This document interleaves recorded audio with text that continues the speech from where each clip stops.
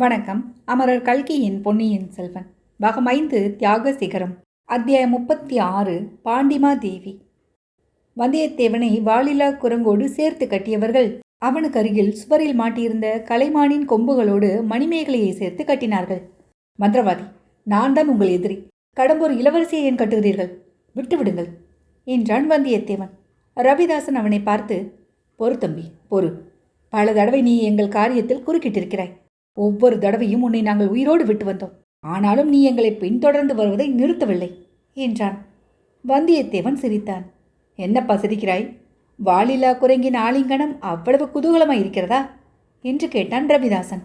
இல்லை, நீ சொன்னதை எண்ணி பார்த்துதான் சிரித்தேன் என்றான் வல்லவரையன். நான் சொன்னவற்றில் எதை குறித்து இப்படி சிரிக்கிறாய்? உங்களை நான் தொடர்ந்து வருவதாக சொன்னாயே. நீங்கள் என்னை விடாமல் தொடர்ந்து வருவதாகவும் சொல்லலாம் அல்லவா? என் காரியத்தில் நீங்கள் குறுக்கிடுவதாகவும் சொல்லலாம் அல்லவா? இப்போது பார், நான் கடம்பூர் ராஜகுமாரியை அழைத்து கொண்டு ஒரு முக்கியமான காரிய நிமித்தமாக புறப்பட்டேன். நீ குறுக்கிட்டு என்னை இந்த குரங்கோடு சேர்த்து கட்டி போட்டிருக்கிறாய். ஓஹோ, அப்படியா சமாச்சாரம்? உன் காரியத்தில் நாங்கள் குறுக்கிடுவதாகவே வைத்துக்கொள். ஆனால் அவ்விதம் நேர்வது இதுதான் கடைசி முறை. இன்று நீ உயிரோடு பிழைத்து விட்டாயானால் பிறகு எங்களை காணவே மாட்டாய். அப்படியானால் நான் உயிரோடு இருக்க பிரயத்தனப்பட வேண்டியதுதான். மந்திரவாதி, நான் உயிரோடு தப்புவதற்கு நீயே ஒரு தந்திரம் சொல்லிக் கொடு என்றான் வந்தியத்தேவன். பேஷாக சொல்லித் தருகிறேன். இந்த மண்டபத்திலும் இதற்கு அடுத்த அறையிலும் என்ன நடந்தாலும் நீ அதை பார்த்து கொண்டு சும்மா இரு. பதட்டமாக ஒன்றும் செய்யாதே. உன் உயிருக்கு ஆபத்து வராது. ஏன் என் பேரில் உங்களுக்கு அவ்வளவு அபிமானம்? ஏன் என்னை கொல்லாமல் விடுகிறீர்கள்? அப்படி கேள். அது பெரிய முட்டாள்தனம்தான்.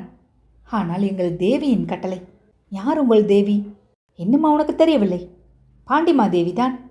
பெரிய பழுவேற்றையரின் வீட்டில் வந்திருக்கும் வீரபாண்டிய சக்கரவர்த்தியின் வீரபத்தினி நந்தினி தேவிதான். நல்ல வீரபத்தினி. சீ, துஷ்ட சிறுவனே, எங்கள் தேவியை பற்றி ஏதேனும் சொன்னால் உயிரை இழப்பாய். ஜாக்கிரதை. நீங்கள் அல்லவா பழுவூர் ராணியின் மீது அவதூறு சொல்கிறீர்கள். இன்னொரு புருஷன் வீட்டில் வந்திருப்பவளை வீரபாண்டியனுடைய தேவி என்று சொல்கிறீர்களே, அதனால் என்ன? ராமனுடைய பத்தினி சீதை ராவணனுடைய வீட்டில் சில காலம் இருக்கவில்லையா? ராமர் போய் சீதா தேவியை அழைத்து கொண்டு வந்து விட்டாரே. நாங்களும் எங்கள் பாண்டிமாதேவியை அழைத்து கொண்டு போகத்தான் வந்திருக்கிறோம். அவர் பழுவூர் அரண்மனையில் தாமாகவே எந்த காரியத்துக்காக சிறைப்பட்டிருந்தாரோ அது இன்றைக்கு முடியப் போகிறது. அதென்ன காரியம்? சற்று நேரம் பொறுமையாயிரு, நீயே தெரிந்து கொள்வாய். உன் துஷ்டத்தனத்தை காட்டினாயானால் நீ மட்டுமல்ல, இந்த பெண்ணும் துர்கதிக்கு உள்ளாக நேரிட்டுவிடும். இவ்விதம் கூறிவிட்டு ரவிதாசன் எதிர்பக்கத்து சுவரண்டை போவதற்கு எத்தனித்தான். மந்திரவாதி, இன்னும் ஒரே ஒரு விஷயம் மட்டும் சொல்லிவிட்டு போ என்றான் வந்தியத்தேவன். ரவிதாசன் திரும்பி பார்த்து, தம்பி, என்னை மந்திரவாதி என்று இனி அழையாதே என்றான். பின்னே தங்களை என்னவென்று அழைக்க வேண்டும்? முதன் மந்திரி என்று மரியாதையுடன் அழைக்க வேண்டும். ஐயா, தாங்கள் எந்த மகாராஜ்யத்தின் முதன் மந்திரியோ? தெரியவில்லையா உனக்கு? பாண்டிய மகா சாம்ராஜ்யத்தின் முதன் மந்திரி. பள்ளிப்படைக்காரிகள் நடந்த பட்டாபிஷேக வைபவத்தை நீ பார்த்து கொண்டிருந்தாயே? பார்த்து கொண்டுதான் இருந்தேன். ஆனால் அது ஏதோ என் மனப்பிரமை என்று நினைத்தேன். அதனால்தான் அதை பற்றி நீ யாரிடமும் சொல்லவில்லையாக்கும். இரண்டொருவரிடம் சொன்னேன். அவர்கள் என்னை பைத்தியக்காரன் என்றார்கள். நான் ஏதோ துர்ச்சொப்பனம் கண்டிருக்க வேண்டும் என்று சொன்னார்கள். ஆஹா, அவர்கள் அப்படியே நினைத்து கொண்டிருக்கட்டும். நீ வெளியில் சொன்னால் யாரும் நம்ப மாட்டார்கள் என்று நம்பித்தான் உன்னை நாங்களும் உயிரோடு விட்டோம். மந்திரவாதி, நீங்கள் என்னை உயிரோடு விட்டதற்கு அது ஒன்று மட்டும்தான் காரணமா? வேறென்ன? உங்கள் ராணி எனக்காக சிபாரிசு செய்யவில்லையா? அதனால் என்ன? இப்போதும் அவருடைய சிபாரிசு எனக்கு கிடைக்கும் வரையில் பொறுமையாயிரு. மந்திரவாதி, உங்கள் ராணி என்னை அவசரமாக அழைத்து வரும்படி இந்த கடம்பூர் இளவரசியை அனுப்பி வைத்தார். அதனால்தான் நாங்கள் இருவரும் ஒன்றாக வந்தோம். அப்பனே, ராணியின் அறைக்குள் வருவதற்கு வேறு வழி இருக்கிறது. இந்த வழியில் வருவானேன்? அதை பற்றி உன்னிடம் நான் சொல்ல வேண்டியதில்லை. ராணி கேட்டால் சொல்லிக் கொள்கிறேன். ராணி வந்து கேட்கும் வரையில் பொறுத்து கொண்டிரு. மந்திரவாதி, என்னையும் சம்புவரையர் குமாரியையும் உடனே கட்டவிழ்த்து விடச் சொல். இல்லாவிட்டால் என்ன செய்வாய்? இந்த மண்டபம் அதிரும்படி கூச்சல் போடுவேன். நீ அப்படி கூச்சல் போட்ட உடனே உன்மேல் 3 வேல்கள் ஒரே சமயத்தில் பாயும். ஜாக்கிரதை. வந்தியத்தேவன் ஒருமுறை சுற்றுமுற்றும் கூர்ந்து பார்த்தான். ஆம், 3 சதிகாரர்கள் கையில் வேலுடன் தயாராக காத்திருந்தார்கள். தம்பி, நீ ரொம்ப கெட்டிக்கார பிள்ளை. உன்னை எங்களுடன் சேர்த்து கொள்ளலாம் என்ற ஆசை கூட எனக்கு ஒரு சமயம் இருந்தது. ஆனால் அந்த பழையாறை மோகினியின் பாச வலையில் நீ விழுந்து விட்டாய். அது போனால் போகட்டும். இப்போது புத்திசாலித்தனமாக பிள்ளை. சத்தம் மட்டும் போட்டால் நீ சாவது நிச்சயம். இவ்வாறு ரவிதாசன் எச்சரித்துவிட்டு எதிர்பக்கத்து சுவரில் பொருத்தியிருந்த யானை முகத்தை நோக்கி போனான். சிறிது நேரம் சுவரண்டை காது கொடுத்து கேட்டான். பின்னர் அந்த யானையின் நீண்ட தந்தங்களை பிடித்து திருக்கினான்.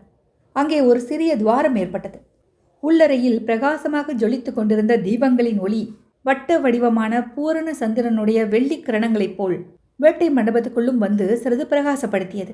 வந்தியத்தேவன் பக்கவாட்டில் திரும்பி பார்த்தான். இளவரசி மணிமேகலை தன் இடுப்பில் செருகியிருந்த சிறு கத்தியை எடுத்து அவளை கட்டியிருந்த கட்டுகளை அறுத்து விட்டதை தெரிந்து கொண்டான். மணிமேகலை இடுமன்காரியிடமிருந்து வாங்கி கொண்டு வந்த சிறிய விளக்கு வேட்டை மண்டபத்தின் ஒரு மூலையில் முணுக் முணுக் என்று எரிந்து கொண்டிருந்தது. அதன் வெளிச்சம் மணிமேகலையின் மீது படவே இல்லை.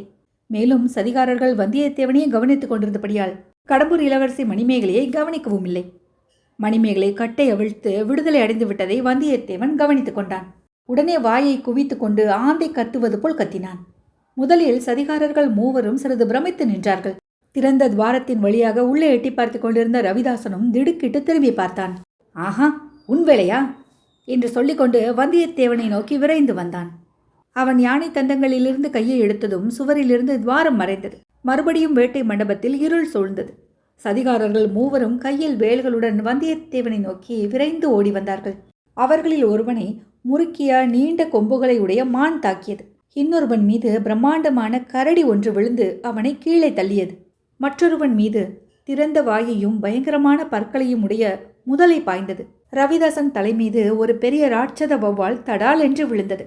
இவ்விதம் திடீரென்று ஏற்பட்ட தாக்குதல்களினால் அவர்கள் ஒரு நிமிடம் செயலற்று நின்றபோது மணிமேகலை வந்தியத்தேவனை அணுகி அவனுடைய கட்டுகளை அறுத்து விட்டாள். வந்தியத்தேவன் இதுகாரும் தன்னை பிடித்து கொண்டிருந்த வாலிலா குரங்கை தூக்கி அந்த சதிகாரர்கள் மேல் வீசி எறிந்தான். நால்வரும் தங்கள் மீது விழுந்த செத்த விலங்குகளின் உடல்களை தள்ளிவிட்டு மெதுவாக சமாளித்து எழுந்தார்கள். இதற்குள் வந்தியத்தேவன் கையில் வேலொன்றை எடுத்து கொண்டிருந்தான். தாக்க வருகிறவர்களை திருப்பி தாக்குவதற்கு தயாராயிருந்தான். அச்சமயம் நந்தினி தேவியின் படுக்கை அறை கதவு நன்றாக திறந்தது. வேட்டை மண்டபத்துக்குள் வெளிச்சம் புகுந்து பிரகாசப்படுத்தியது. மறுகணம் நந்தினி தேவியும் வேட்டை மண்டபத்துக்குள்ளே பிரவேசித்தாள். மந்திரவாதி, இதென்ன மூடத்தனம்? இங்கே என்ன தடபடல் செய்கிறீர்கள் என்று கேட்டுக்கொண்டே மேலே வந்தாள். அத்தியாயம் 36 நிறைவுற்றது.